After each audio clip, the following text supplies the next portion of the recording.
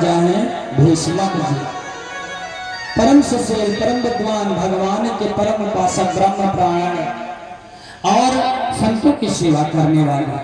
आज राजा के पुण्य प्रभाव से उनके घर में साक्षात लक्ष्मी माता की अवतरी रुक्मिणी मैया का जन्म हुआ। साक्षात महालक्ष्मी जी अवतरी हुई है रुक्मिणी मैया के रूप में।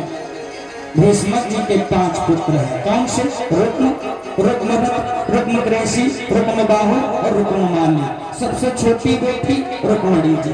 5 बेटों में सबसे प्रिय बेटी विवाह के योग्य हुई। भीष्मक जी ने अपने 5 पुत्रों को बुलाया, कहा तुम्हारी बहन विवाह के योग्य हो गई। अगर तुम सबका मत हो, विचार हो, तो मेरी नजर में एक सुंदर सा वर है जिसके साथ में मैं अपनी बेटी रुक्मिणी जी का विवाह करना चाहता हूँ।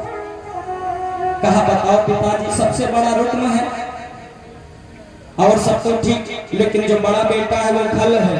ज्ञान घटे खल संगत से, संग्रह से घटे मन की समझाए। खल बुद्धि, आसुरी बुद्धि का है और सबसे बड़े बेटे से राय लेना जरूरी भी होता है।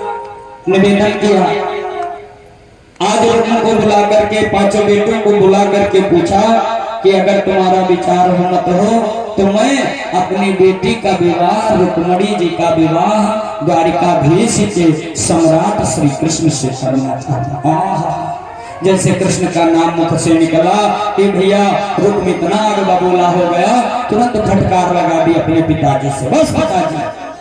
अब कहा तो कहा, लेकिन दोबारा अब शब्द नहीं निकालना। क्यों? क्योंकि मैं उस भगौड़े के साथ में अपनी बेटी का विवाह करूंगा, कदापि नहीं अपनी बहन का विवाह करूंगा, कदापि नहीं। मेरे जीते जी मैं अपने बहन का विवाह उस भगौड़े के साथ में नहीं करूंगा। अरे वही है जो रण में पीठ लिखा करके भागा है, डांट करके चुप करा दिया। रुक्म ने कहा तुम्हारी नजर में कोई है? कहा हाँ है। कौन? कहा दमघोष का पुत्र, सिंधु नरेश, त्रेता युग का रावण, वर्तमान में शिशुपाल। आहा। कहा तीनों लोग, असुर, सुर, नर, मुनि, गंधर्व, किन्नर, लोग भय खाते हैं, डरते हैं, जिधर जाता है लोग रास्ता छोड़ देते। तीनों लोग में जय जयकार होती है। उसके साथ में अपनी बहन का विवाह करो। बेचारे भीष्मक जी कुछ बोल नहीं पाए। पत्रिका लिखी, मंत्री को भेज करके विवाह का संदेशा भिजवा दिया कि परसों बारात आ जानी चाहिए। अब रुक्मिणी मैया भगवान नाम की माला जप रही हैं, और जब भगवान नाम की माला जप रही हैं तो मन में विचार करते हैं कि मैं जीते जी उस निशाचर से विवाह नहीं करूंगी, चाहे मुझको जीवन त्यागना पड़ जाए। निवेदन किया, रोने लगी। भाभियों ने अपने नंद को रोते हुए देखा, पूछा क्या बात है? आज वृत्तांत सुनाया। कहा मैं द्वारकाधीश को पति रूप में पाना चाहती हूँ, लेकिन मेरे बड़े भैया मेरा विवाह उस खल से करना चाहते हैं। भाभियां बताएं, मेरा विवाह अगर उसके साथ में होगा तो ये मेरा जीवन सुखी रहेगा। आज निवेदन किया, महाराज आज भाभियों ने कहा क्या तुमको पहचानते हैं? कहा नहीं पहचानते। कभी देखा है? रुक्मिणी मैया ने कहा मैंने कभी द्वारिकाधीश को नहीं देखा। तो कैसे परिचय होगा? भाभियों ने उपाय बताया। क्या? कहा जाओ पत्रिका लिखो द्वारिकाधीश के नाम की, और ये पत्रिका किसी तरह द्वारिकापुरी पहुंचा दो। अगर ये समय से पत्रिका पहुंच जाएगी तो तुम्हारे हृदय में जो मनोकामना है वो पूरी करने वाले जरूर है भगवान, क्योंकि सम्राट है तो सबके हृदय का हाल जानने वाले हैं भगवान, इसलिए पत्रिका लिखो। रुक्मिणी मैया ने सुंदर पत्रिका लिखी और पत्रिका लिख करके बाहर जाकर के गौरी मैया के मंदिर में एक ब्राह्मण देव को आते हुए देखा। ब्राह्मण देव को बुलाया और ब्राह्मण देव से कहा गिजदेव मैं तुम्हारी बेटी हूँ और बेटी के समान भी हूँ, मेरा सतीत्व रखना बाप का कर्तव्य है। जब संसार में सारी और चारों तरफ निराशा छा जाती है तो ब्राह्मण एक ऐसा होता है जो पथ को प्रकाशित करके आगे चलने वाला है। मेरे जीवन में अंधकार व्याप्त हो गया है। मेरा विवाह मेरा बड़ा भाई रुक्म से करना चाहता है। महाराज अब आप कृपा करके मेरा विवाह ये पत्रिका द्वारिकापुरी पहुंचा देना, द्वारिकाधीश के पास। दुर्जदेव ने कहा देवी तुम मेरी बेटी जैसी हो, पुत्री तुम जरा सा शोक न करो। ये पत्रिका मैं द्वारिकापुरी तक जरूर पहुंचाऊंगा और बारात आने से पहले ही भगवान को लेकर के आऊंगा। आज रथ पर सवार होकर के पत्रिका लेकर के आज भगवान के दरबार में दुर्जदेव चल देते हैं। लेकर के पत्रिका द्वारिकापुरी पहुंचते हैं और जब द्वारिकापुरी पहुंचते हैं भगवान ने आज 3 लोगों के लिए कभी भी द्वारपाल नहीं लगाते। कौन से? ब्राह्मण, देवता और साधु। संत भगवान डायरेक्ट महल में पहुंचे, दरबार में पहुंच करके निवेदन किया। ब्राह्मण को देख करके भगवान सिंहासन से उठ करके सिंहासन पर बिठा दिया। ब्राह्मण देव को चरणों में बैठ करके सबसे पहले चरणों को पखार लिया और चरणों को पखार करके जलपान आदि से नृत्य करा करके शयन कक्ष में ले जाकर के भगवान चरणों में बैठ करके ब्राह्मण देव को चरण दबाए थोड़ी देर। फिर भगवान ने पूछा क्या कि तुम्हारा धर्म कर्म सब अच्छे से चल रहा है? तुम्हारे पूजा पाठ में कोई विघ्न तो नहीं डाल रहा है? कोई बाधा तो नहीं पड़ रही? सब ठीक ठाक? हाँ। अब बताओ किस लिए आए? पत्रिका निकाल करके दे दी। पत्रिका निकाल करके दे दी और पत्रिका जैसे भगवान ने खोल करके पढ़ना प्रारंभ किया। पत्रिका में लिखा हुआ था जिन चरणों के हित महादेव जोगी बन बन कर आए थे, जिन चरणों के हित ब्रह्मा ने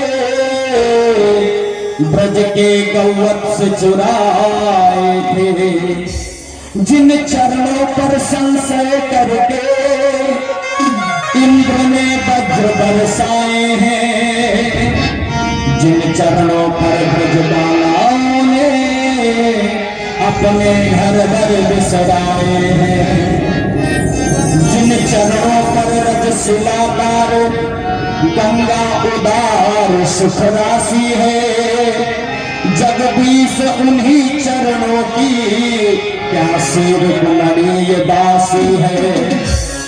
और पत्रिका के अंतिम पंक्तियों में लिखते हैं कर शोक बड़ा भाई मेरा कानों पर बात न रखता है, प्रभु की दासी को वह मूरत शिशुपाल को अर्पण करता है, यदि प्रभु की दासी कहला करे मैं खल को ब्याही जाऊंगी तो मेरी कुछ भी हानि नहीं पर आन तुम्हारी जाएगी। कहा मेरा तो कुछ नहीं लेकिन आपका सम्मान चला जाएगा। भगवान ने कहा बस बस बस 2 मिनट रुकिए। रथ तैयार किया, गुप्तचरों को बुलाया, मैं जा रहा हूँ कहाँ? भीष्म जी क्या इधर बोले दाऊ भैया आएंगे तो कह देना बारात लेकर के हमें, हम पहले आगे जा रहे हैं। मुझे भक्तवत्सल भगवान की दीपू भैया मनीष इतनी तेज हृदय गति बढ़ी, हृदय गति बढ़ी, मैया का हृदय सहमा जा रहा, बैठा जा रहा। क्यों? क्योंकि शिशुपाल की बारात आ गई। भगवान का आता पता नहीं। निवेदन करने लगे क्या आज भगवान तो बुलाने लगते हैं रुक्मणी मैया। एक बार प्रेम से जयकारा लगा, बोले भक्तवत्सल भगवान की जय हो। बस बस बस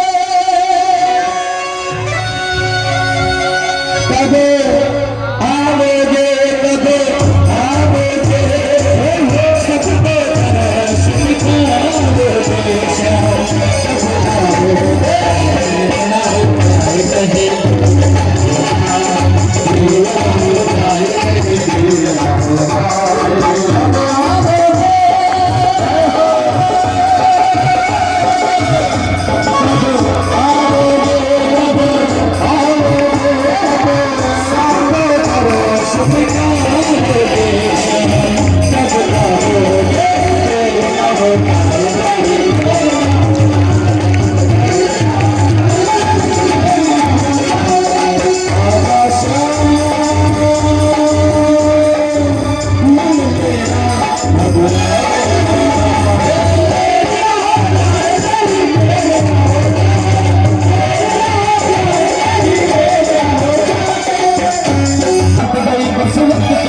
होती है।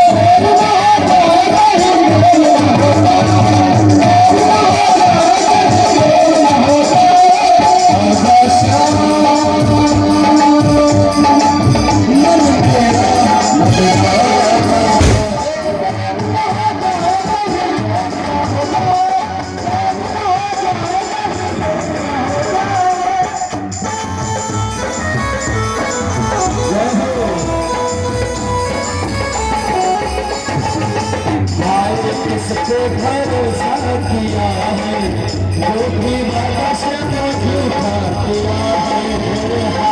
किसको भरोसा किया है, जो भी भरोसा झूठा किया है।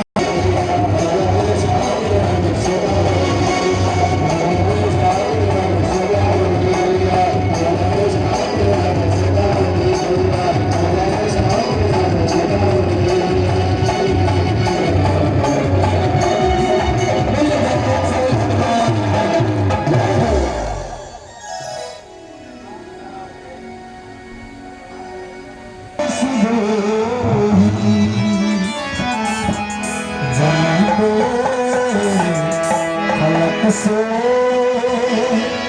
बनिया